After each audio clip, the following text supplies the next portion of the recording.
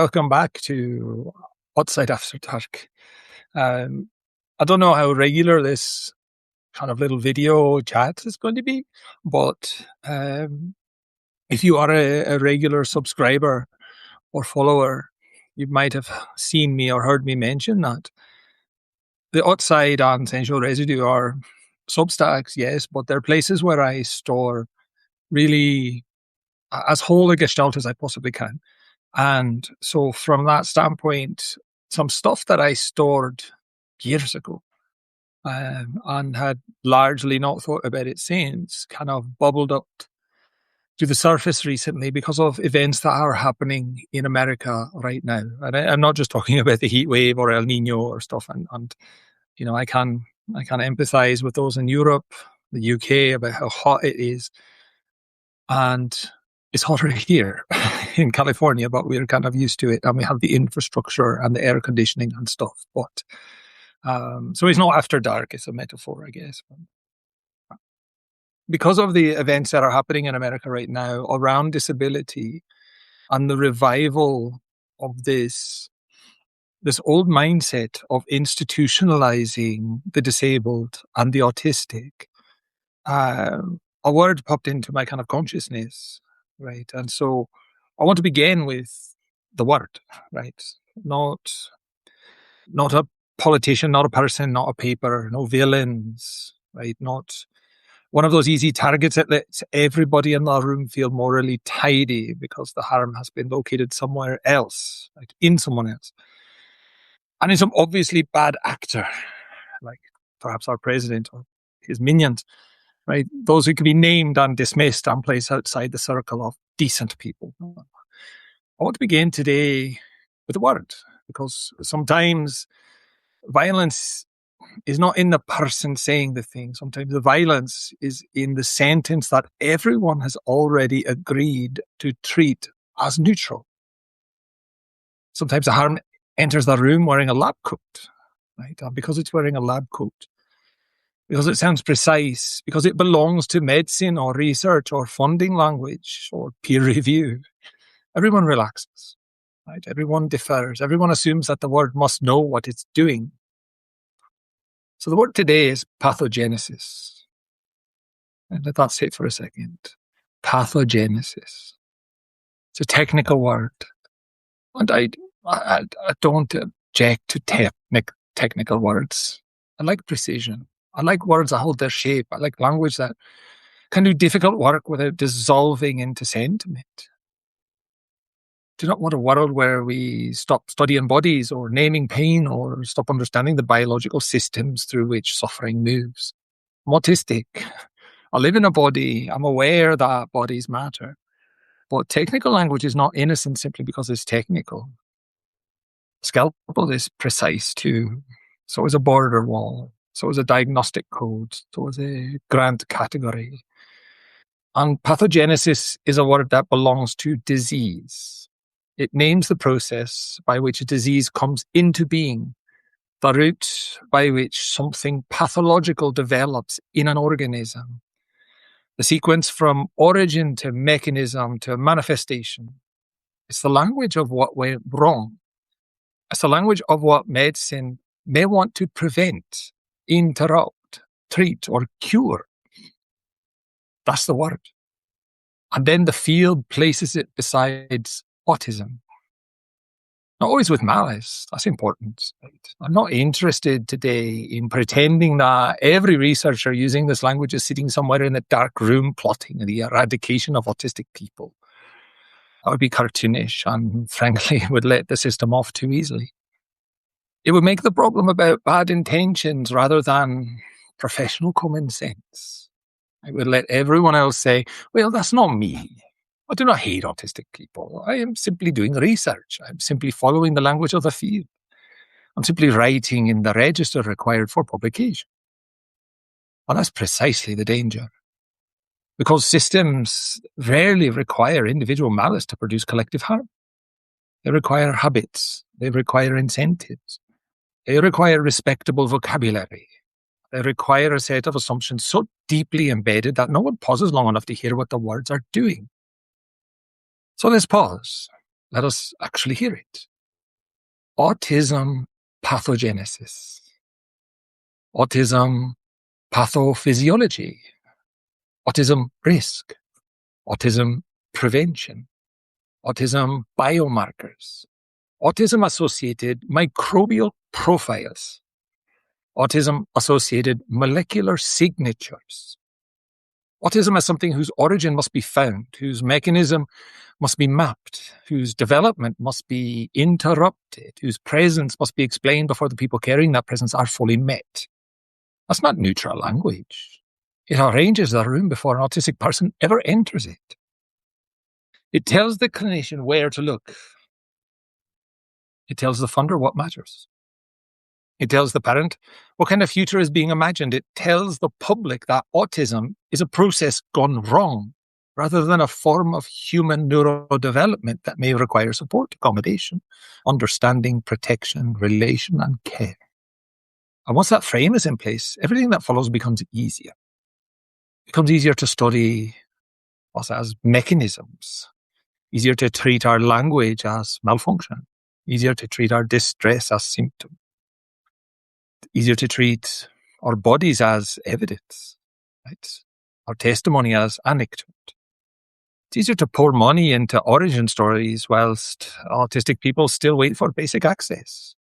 And that's the rupture I want to say with today, not because biology is irrelevant, because autistic life is. And I want to say this very carefully because the conversation often collapses at this point.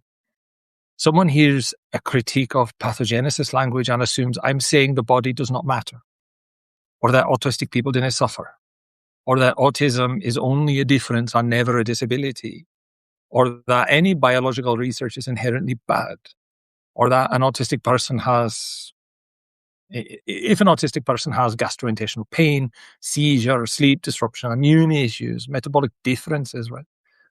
We should simply wave a neurodiversity flag over the situation and call it acceptance. No, that's not what I'm saying. Autistic people suffer. Some autistic people suffer profoundly. Some autistic people are in pain. Some of us need extensive support. Some of us can't live safely without other people's care. Some of us have bodies that do not settle, do not sleep, do not digest easily, do not move easily, do not communicate distress in ways the medical system recognizes. Some of us have co-occurring conditions that should be treated seriously, urgently, materially. Treat the pain, treat the seizures, treat the gastrointestinal distress, the immune issues, treat the body. But do not confuse the body's suffering with proof that autism itself is the disease. That's the pivot. That's where the whole road becomes dangerous. Because there is an ethical difference between studying autistic embodiment in order to support autistic flourishing and studying autistic embodiment in order to locate the machinery of prevention. There is a difference between asking, why do so many autistic people experience gastrointestinal distress? And how do we help them? And asking, is the gut where autism went wrong? There is a difference between asking, what does this autistic person need to live well? And asking, how did this person happen? The second question has followed us for a long time. Autism has spent most of its public life trapped between explanation and eradication. First, mothers were blamed. The refrigerator mother theory is not just a bad idea floating around harmlessly in old books. It did damage. It harmed families. It taught mothers to believe they had caused their children's neurodevelopment through insufficient warmth, insufficient love, insufficient emotional availability. It created a whole moral atmosphere around autism in which the child became evidence of maternal failure. And when that story finally became untenable, the field did not abandon the hunt, it changed targets. Autism became genetic risk, then epidemic, then environmental exposure, then vaccine panic, then gut bacteria, then immune dysfunction, then metabolic pathway, then biomarker, then algorithm. The object keeps changing, the structure does not. Something caused this. Something disrupted normal, typical development. Something must be found. Something must be prevented next time. And I want us to notice how seductive that structure is. It offers certainty. It offers story. It offers a villain, or at least a mechanism. It offers parents something to chase. It offers researchers something to fund. It offers the public the comfort of imagining autism as a problem located somewhere beneath the skin, somewhere in the genes, somewhere in the gut, somewhere in the immune system, somewhere in the molecular machinery. Anywhere, really, except in the relationship between autistic bodies and a world that keeps hurting them. Because that is the question that receives far less prestige. Not what caused autism, but what causes autistic suffering. Those are not the same questions. But they're treated as though they're the same questions, and they're not. Autism is not the same thing as suffering. Suffering can happen in and around autism. Suffering can happen because an autistic body is overwhelmed, because language is inaccessible, because sensory pain is ignored, because motor planning is misread, because school systems punish what they do not understand, because healthcare demands a kind of self-report that many autistic people cannot reliably produce, because jobs require a constant social performance, because families are abandoned, because adults disappear after childhood services vanish, because poverty magnifies every support need, because the world is built around a fantasy of the typical body and the typical mind and the typical conversation on the typical day. That suffering is real. But it's not proof that autistic people should not exist. It's proof that the world has not yet learned how to receive us. Well, that's a very different research agenda. Imagine just for a moment, if the same intensity directed towards funding autism's biological origins were directed toward autistic access. Imagine if sensory-safe classrooms were funded like molecular studies, if AAC were treated as urgent medical infrastructure. Imagine if every non-speaking child had access to robust communication before anyone demanded proof of readiness. Imagine if school districts were required to understand Gestalt language processing before writing language goals. Imagine if adult autistic housing were not an afterthought, not a crisis response, not incarceration with softer lighting, but a serious civil rights priority. Imagine if burnout were studied with the same respect given to biomarkers. Imagine if autistic testimony were treated as evidence. Imagine if the child lining up objects were not first read as rigid, but relation. Imagine if echolalia were not dismissed as non-functional, but recognized as stored language, stored affect, stored context, a bridge across the gap between inner coherence and outward demand. Imagine if a refusal were not immediately called behaviour. That word, behaviour. I've spent years in education, and I think behaviour is one of the most dangerous words in the building when adults use it lazily. A child freezes during a transition, behaviour. A student puts their head down, behaviour. A teenager can begin the assignment, behaviour. A child repeats the same phrase again and again, behaviour. An autistic student leaves the room because the sound is unbearable, behaviour. And once something becomes behaviour, it can be managed without being understood. That's the violence. Meaning is converted into behaviour. Communication is converted into behaviour. Distress is converted into behaviour. A body's no is converted into non-compliance. A child says with the only available means left to them, I cannot do it. The room hears, I will not. And then write the goals, write the behaviour plans, collect the data. We reinforce replacement behaviours. We operationalize the visible surface. We reduce the life to a chart. All of this can sound very professional, very careful, very evidence-based. The adults in that room may be kind people. They may be trying. They may be overworked, under-supported, poorly trained, trapped inside systems that reward compliance because compliance is easier to measure than safety, but the harm still lands on the child, lands on the body. It teaches the child that their distress must become legible for someone else before it counts. It teaches them that their communication will be accepted only when it arrives in the correct form. It teaches them that regulation means appearing less difficult. It teaches them that progress means becoming less visibly autistic. And then those children become adults. We remember. We remember the fluorescent lights. We remember the noise. We remember being moved before we were ready. We remember being praised for passing. We remember being punished for falling apart. We remember adults speaking about us, in front of us. We remember the reports, the goals, the way our bodies became evidence against us. So when I hear autism discussed through pathogenesis, I'm not hearing an isolated technical term. I'm hearing the same grammar that has followed us from clinic to classroom to workplace to policy. I'm hearing an assumption that autism is disorder first and meaning only after. I'm hearing the assumption that the autistic trait must justify itself or be reduced. I'm hearing the assumption that the field has a right to investigate our origins before it has to meet our needs. And then I look at the funding, because language does not stay in language. Language moves money. Language builds institutions.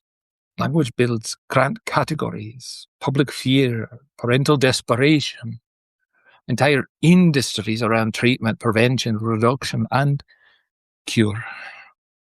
There always seems to be money for the origin story, for the biomarkers, for the genetic risk, for computational models, for gut-brain pathways, for early detection, for those biological signatures, for the promise that one day with enough data, autism will reveal itself as a targetable disturbance. But try to fund ordinary autistic life. Try to fund the actual things autistics say we need.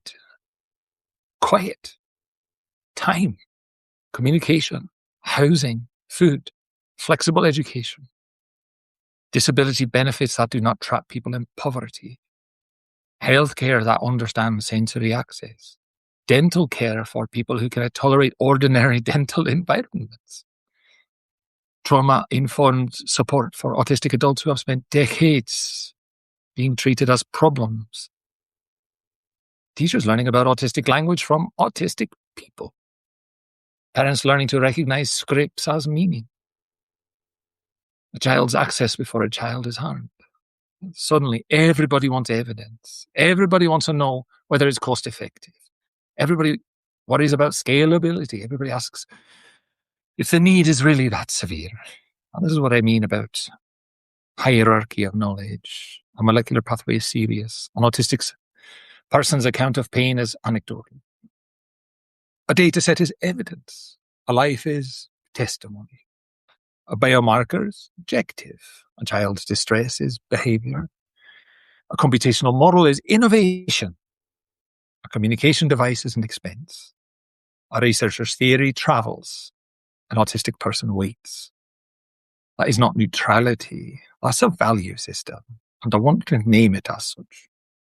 Because one of the tricks of the professional language is that it hides values behind procedure. And lets people say, we're simply following the evidence, as though the division of what counts as evidence has not already been shaped by power.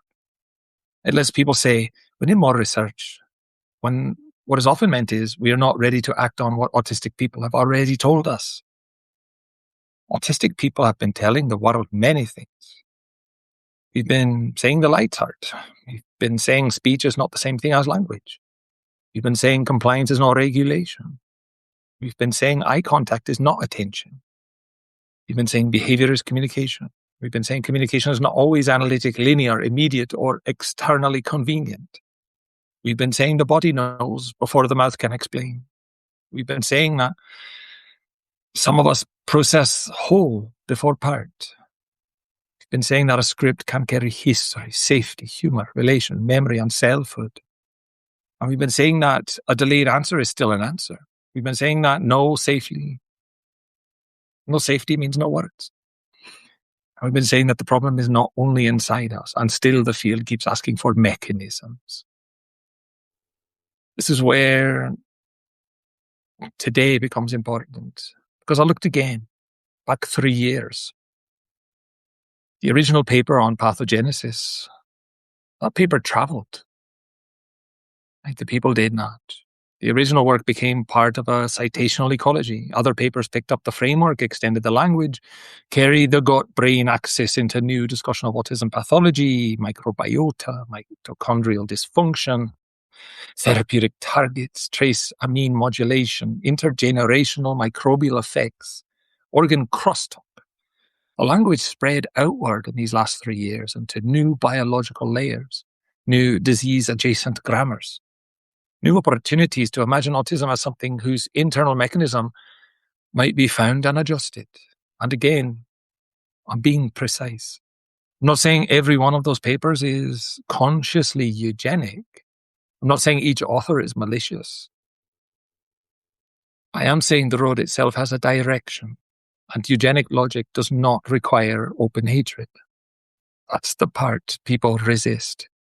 They want eugenics to look like history. They want it to look like men in old photographs, like the state institutions, the sterilization laws, like openly declared programs of human improvement. And yes, it was those things. We should know that history. We should not soften it.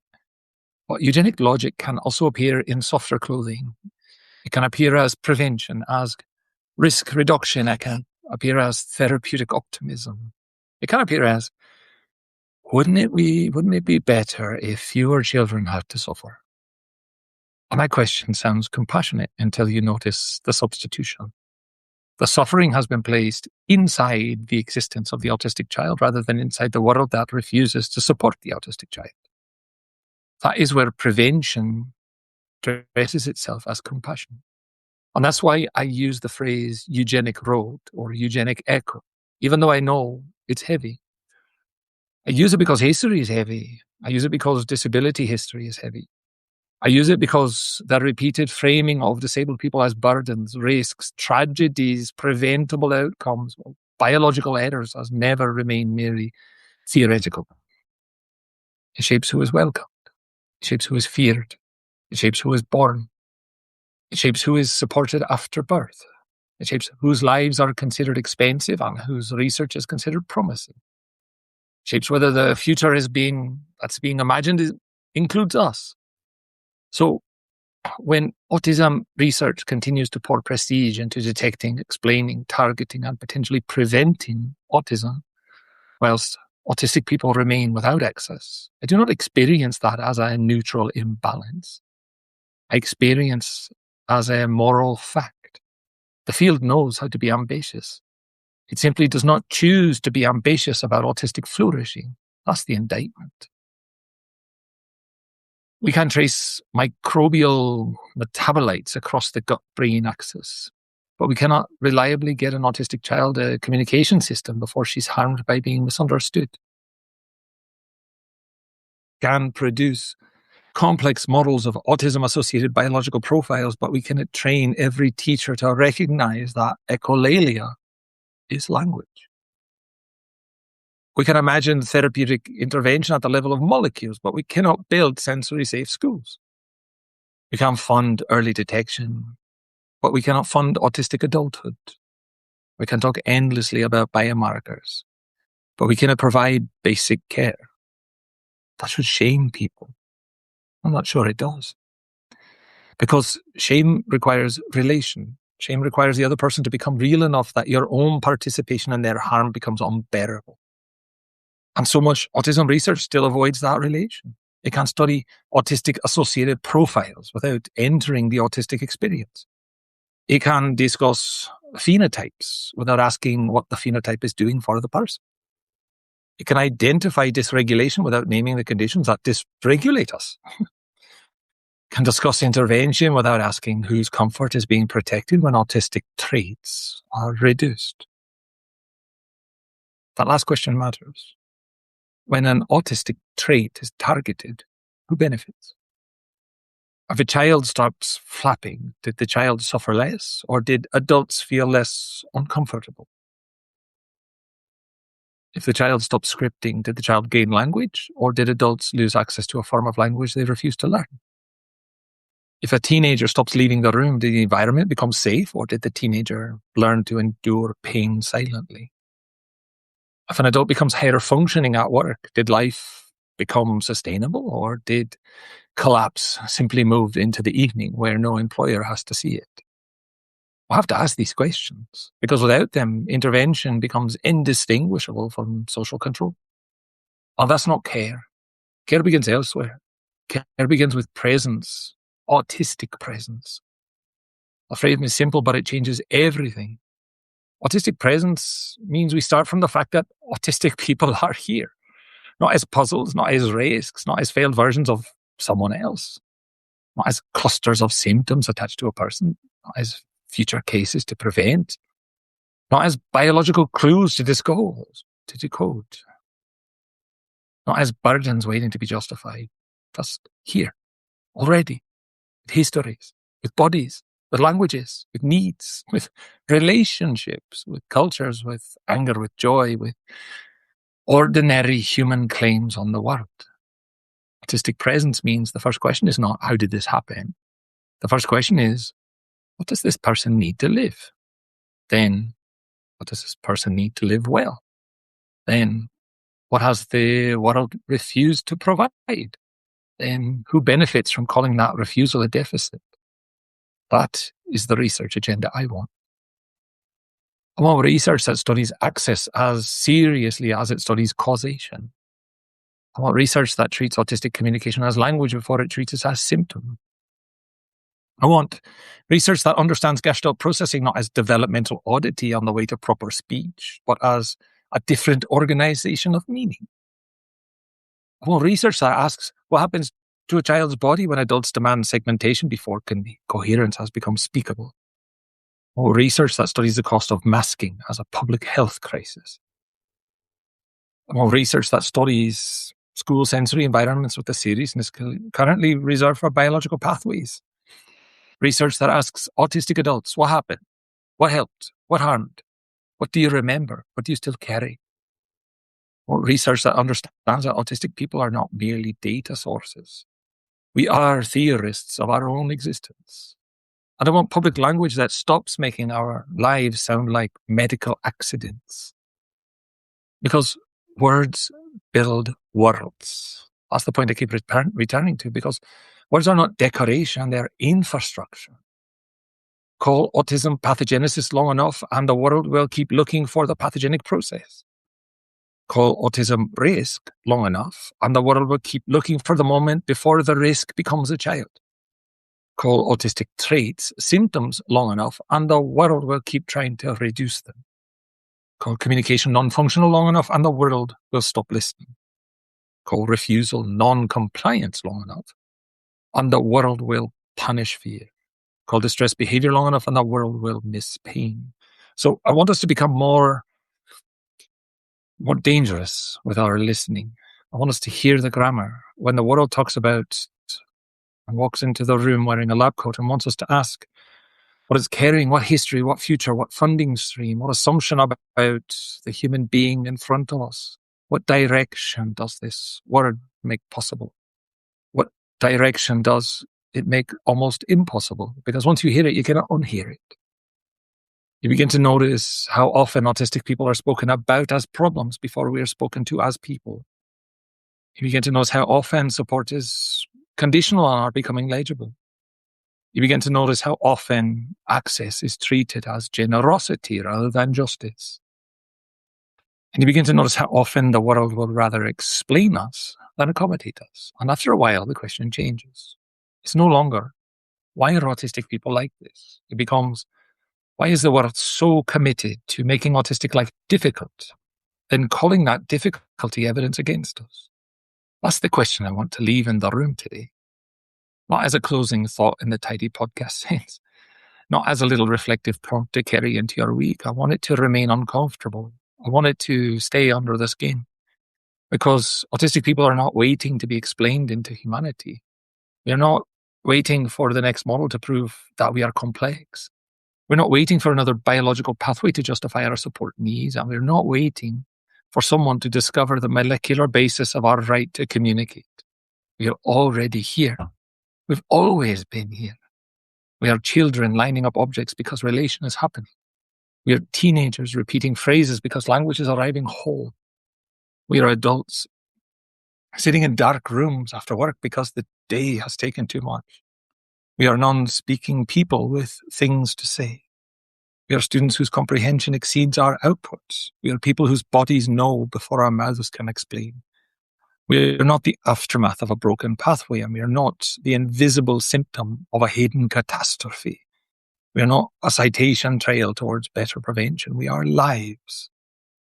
And if the world wants to study pathogenesis, perhaps it should study the pathogenesis of neglect, study the development of exclusion, study the progression from difference to deficit to intervention to compliance.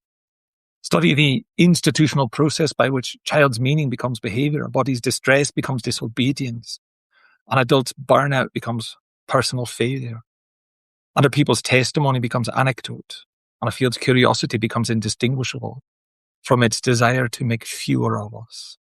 Study that, fund that, name that. Because autism is not the disease process. The disease process is what happens when a society cannot imagine disabled people as part of its own future. That is the pathology, not us. And the next time a word walks into the room wearing a crisp white lab coat, sounding precise and harmless and very sure of itself, perhaps we should ask it to take the lab coat off. Not because precision is bad, but because truth should not need a disguise. So, this is in version 2 or episode 2 of Autism, AutSide After Dark. I'm a bit upset, obviously. I don't want to seem like I'm rambling or something. I'm feeling a bit strange, feeling a bit whole at the moment, right? But I don't want them to turn my existence into their origin story. So I felt moved to go and access that old gestalt, to look at it again, to think about it, and then to speak here after dark, as it were, a little bit more frank and a little bit less scripted. But I think it's very important that we advocates, we think about these histories and how they're lining up and being lined up against our very existence. And when I say things in public, like my government imagines a day where someone like me is never born in the first place,